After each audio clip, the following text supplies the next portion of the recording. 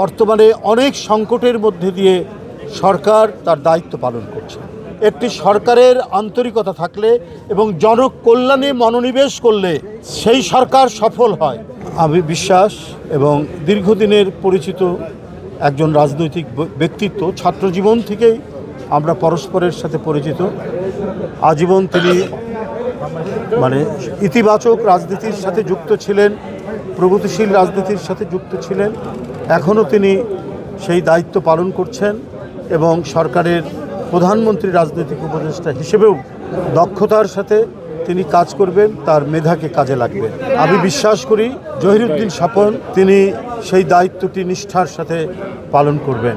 জহিরুদ্দিন স্বপন ইতিমধ্যে অনেকবার তার এলাকায়, নির্বাচনী এলাকায় জনপ্রতিনিধি নির্বাচিত হয়েছেন জনগণের শুভেচ্ছায়, আবারও জনপ্রতিনিধি নির্বাচিত হয়েছেন, সরকারের দায়িত্ব পালন করেছেন, করে যাচ্ছেন এখনও।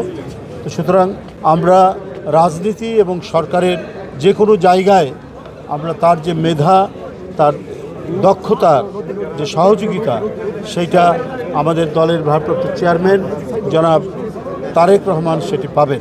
বর্তমানে অনেক সংকটের মধ্যে দিয়ে সরকার তার দায়িত্ব পালন করছে, কিন্তু সরকারের একটাই বড় যে জায়গাটি নির্মাণ করেছেন সেটি হলো সততার সাথে, নিষ্ঠার সাথে জনগণের প্রতি প্রদত্ত ওয়াদা নির্বাচনের আগে যেটি করেছিলেন দলের চেয়ারম্যান এবং গণপ্রজাতন্ত্রী বাংলাদেশ সরকারের বর্তমানের প্রধানমন্ত্রী, সেটি সুচারুভাবে বাস্তবায়নের প্রচেষ্টা চালিয়ে যাচ্ছেন নিরন্তরভাবে, নিরলসভাবে।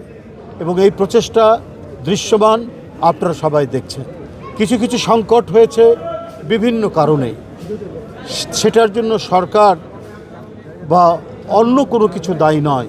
সেটি হচ্ছে, আমি বলবো যে এক ধরনের প্রাকৃতিক একটি সংকট।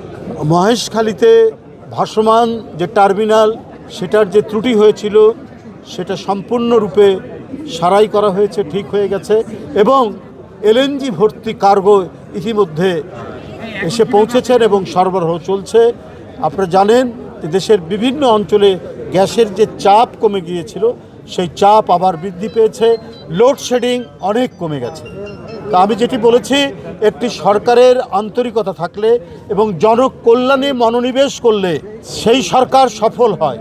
সেইটি তারেক রহমানের সরকার নতুন করে প্রমাণ করেছেন। বর্তমান সরকার গণভিত্তিক সরকার, জনকল্যাণের সরকার, সামাজিক সুরক্ষা নির্মাণের সরকার, এবং এই সরকার সমস্ত দুর্নীতির ঊর্ধ্বে উঠে যে অবকাঠামো নির্মাণ করছেন সেটি অতীতে, বিশেষ করে গত ফ্যাসিস্ট আমলে, সেটি দৃষ্টান্ত নয়।